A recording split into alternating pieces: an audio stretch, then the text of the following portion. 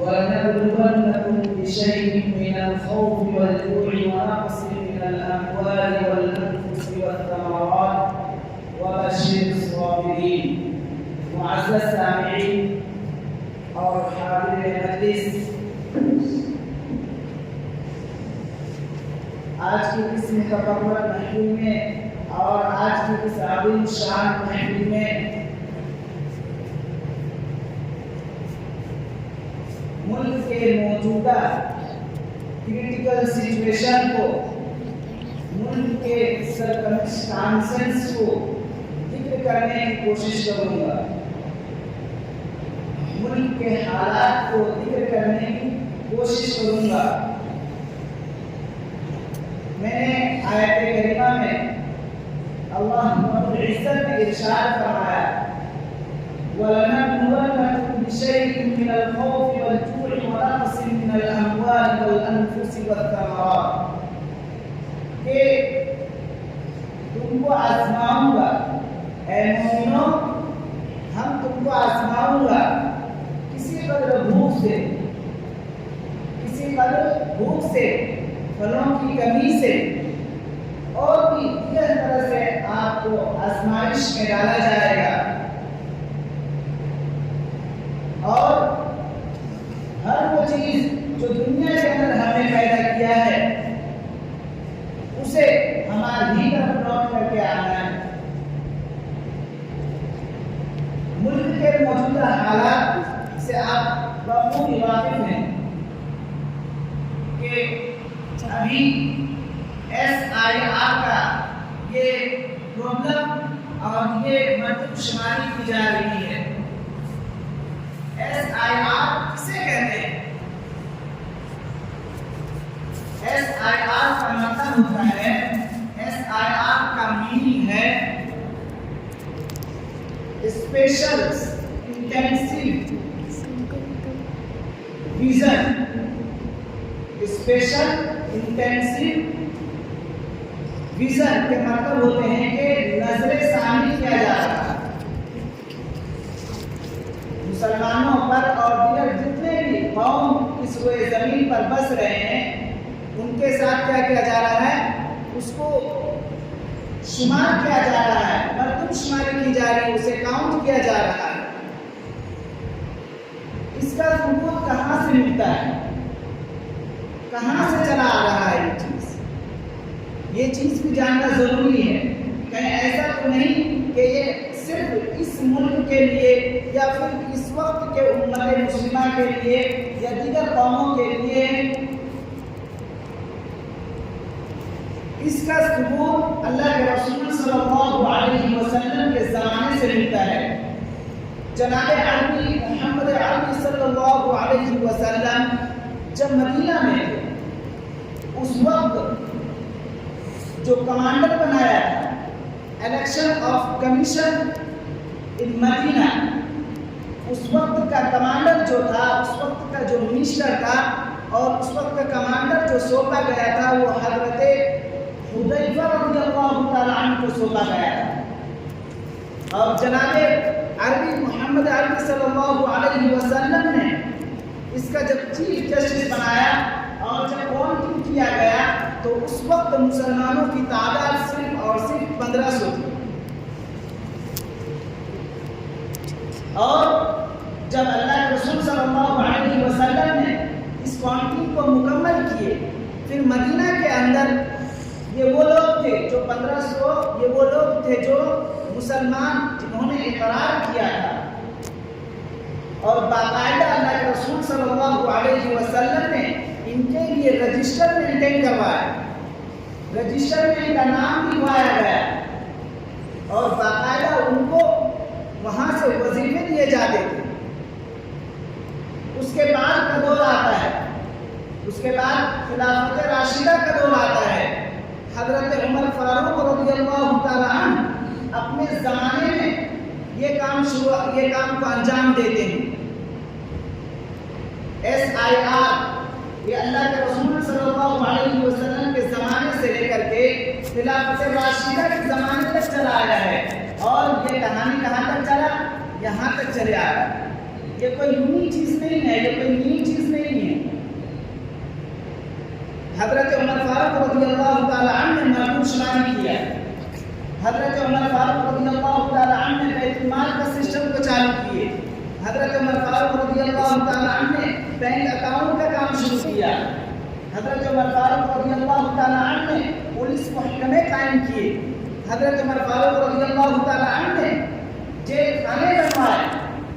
یہ سب انہی لوگوں کا دین ہے، یہ سب اللہ کے رسول صلی اللہ علیہ وسلم کے زمانے سے چلا ہوا آیا ہے، یہ کوئی نئی چیز نہیں ہے۔ لیکن آج کا مسلمان اور آج کا امت مسلمہ یہ پریشان حالت میں ہیں، بہت نازک صورتحال کا فیس کر رہے ہیں، وہ گھبرائے ہوئے لگ رہے ہیں کہ SIR کیا ہو رہا ہے، یہ ہمارے ساتھ کہیں ظلم تو نہیں ہو رہا ہے، یہ ہمارے ساتھ مصیبت کھڑی کرتی نہیں جا رہی ہے، یہ کوئی نئی چیز نہیں ہے۔ اس سے ہمیں امت مسلمہ کو یہ پیغام ملتا ہے، احادیث مبارکہ کے صدقے توفیق سے ہمیں یہ میسج ملتا ہے، یہ پیغام ملتا ہے کہ یہ کوئی نئی چیز نہیں ہے، بلکہ اللہ کے رسول صلی اللہ علیہ وسلم کے زمانے سے لے کر کے خلافت راشدہ کے زمانے سے اب تک چلا آ رہا ہے۔ SIR کرنے کے بعد ہوتا کیا ہے؟ اس سے فائدے کیا ہے؟ فائدہ یہ ہے کہ پبلک کی پرابلم کو سالو کیا جاتا ہے۔ SIR کے ذریعے سے پبلک کے پرابلم کو سالو کیا جاتا ہے، پبلک کے مسائل کو وزٹ کیا جاتا ہے، پبلک کے پریشانیوں کو دیکھا جاتا ہے کہ کون سا آدمی جی رہا ہے، کون سا آدمی اس دنیا سے چلا گیا ہے، کون سے انسان نقل مکانی کیا ہے۔ کہ ایسا تو نہیں کہ ایک ہی شخص بیت المال کا کئی جگہ پر حصے کھا رہا ہے۔ یہی سب کے لیے یہ سروے کیا جاتا ہے، یہی سب کو دیکھنے کے لیے یہ سب SIR کیا جاتا ہے۔ حضرت عمر فاروق رضی اللہ تعالیٰ عنہ کے زمانے سے بیت المال کا سسٹم چلا ہے۔ بیت المال سے ہوتا یہ تھا کہ لوگوں کو وظیفے ملتے تھے، پیسے ملتے تھے۔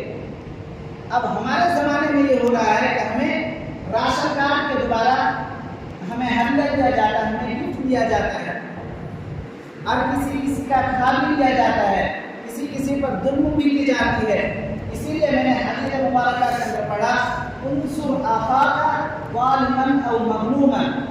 اللہ کے رسول صلی اللہ علیہ وسلم نے فرمایا انصر اخاک، کہ آپ اپنے بھائی کی مدد کیجیے، چاہے وہ ظالم ہو یا مظلوم۔ صحابہ اکرام نے عرض کیا، یا رسول اللہ، ظالم کی مدد کرنا یہ کیسے پاسبل ہو سکتا ہے؟ مظلوم کی کوآپریٹ کیا جانا، مظلوم کی مدد کرنا، یہ بات تو کہیں حد تک صحیح لگتا ہے، لیکن ظالم کی مدد کیسے کی جائے؟ ظالم کو کس طرح ہیلپ کیا جائے؟ تو اللہ کے رسول صلی اللہ علیہ وسلم نے اپنے الفاظوں کے ساتھ ایکسپلین کرتے ہوئے فرمایا کہ ظالم کی مدد ایسی کی جائے کہ جب وہ کسی پر ظلم کر رہا ہو تو اسے روکا جائے، اسے پکڑ لیا جائے، تو یہ اس کی مدد کرنا ہوگا۔ جب کوئی ظالم کسی پر ظلم کرتا ہے تو بھائی چارہ کیا ہوگا کہ آپ اسے روکیں۔ آپ کے اندر اتنا کیپیسٹی ہے، آپ کے اندر اتنی طاقت ہے، آپ کے اندر اتنا پاور ہے کہ آپ روک سکتے ہیں، آپ اسے روکیں، تو جا کر کے اس ظالم کی مدد کرنا ہوگا، حمایت کرنا ہوگا۔ ملک کے حالات آپ بخوبی واقف ہیں، تو اللہ کے رسول صلی اللہ علیہ وسلم نے فرمایا کہ اپنے بھائی کی آپ مدد کریے، چاہے وہ ظالم ہو چاہے وہ مظلوم ہو۔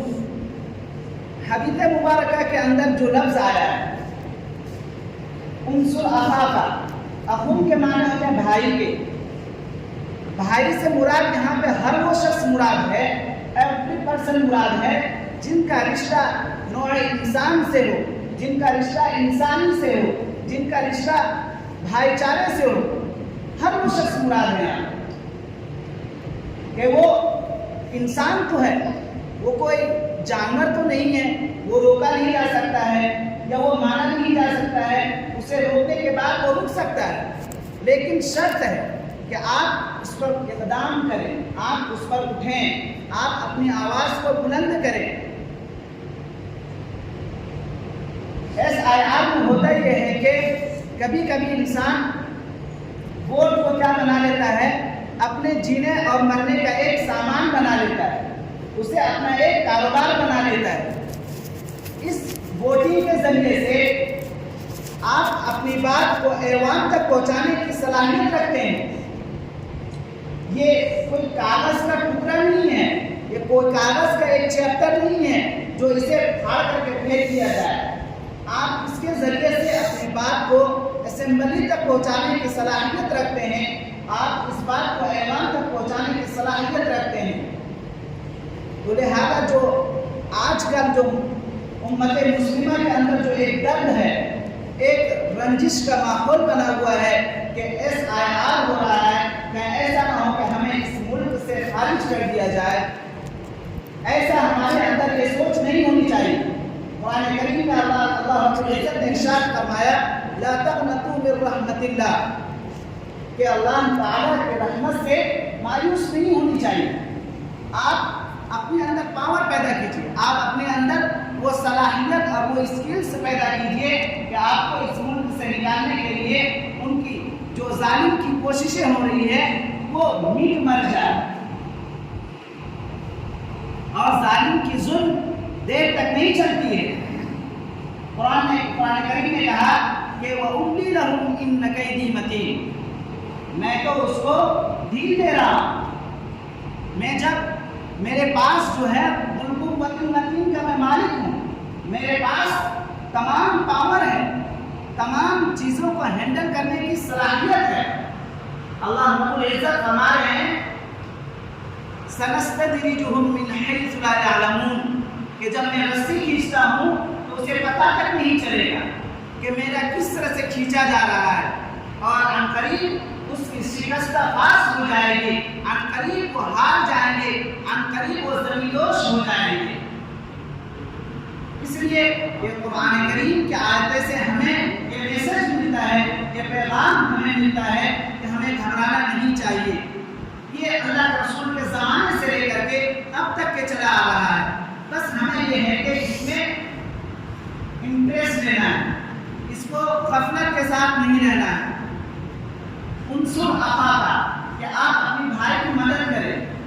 معاشرے کے اندر، سوسائٹی کے اندر جو ہمارے نوجوان ایجوکیٹڈ ہیں، جو پڑھے لکھے ہیں، انہیں چاہیے کہ وہ ایک دوسرے کے کوآپریٹ کرے، ایک دوسرے کا ہیلپ کرے، ایک دوسرے کو تعاون کرے کہ اس مسئلے کو کیسے حل کیا جائے گا، اس پرابلم کو کیسے حل کیا جائے گا۔ اس لیے میں نے یہ آیت کریمہ پڑھی، یہ حدیث مبارکہ پڑھا کہ چاہے آپ کا بھائی ظالم ہو یا مظلوم ہو، یہ مت دیکھیے، اس کا تعلق بنی انسان سے ہے، بنی آدم سے ہے، وہ ایک نوع انسان ہے، وہ بھی آپ کی طرح کا ایک انسان ہے۔ اگر آپ اس چیز کا خیال کریں گے تو کبھی امید ہے کہ ہمارے کوئی بھائی اس طرح سے نہیں رہے گا، جس کے بھی نام نہیں آئیں وہ آپ اپنے نام کو درج کرائیں، آپ اس کو سیریس ہو کر کے اس میٹر کو جتنا جلدی ہو سکے اس کو سالو کریں، بہتر ہوگا۔ پیچھے رہنے سے نقصان ہے۔ دعا کریں کہ اللہ تعالی ہم سب کو اس پہ مکمل فائز اور کامیابی اور کامرانی مقدر نصیب فرمائے، جن کی سنتیں باقی ہیں وہ سنتیں ادا کریں۔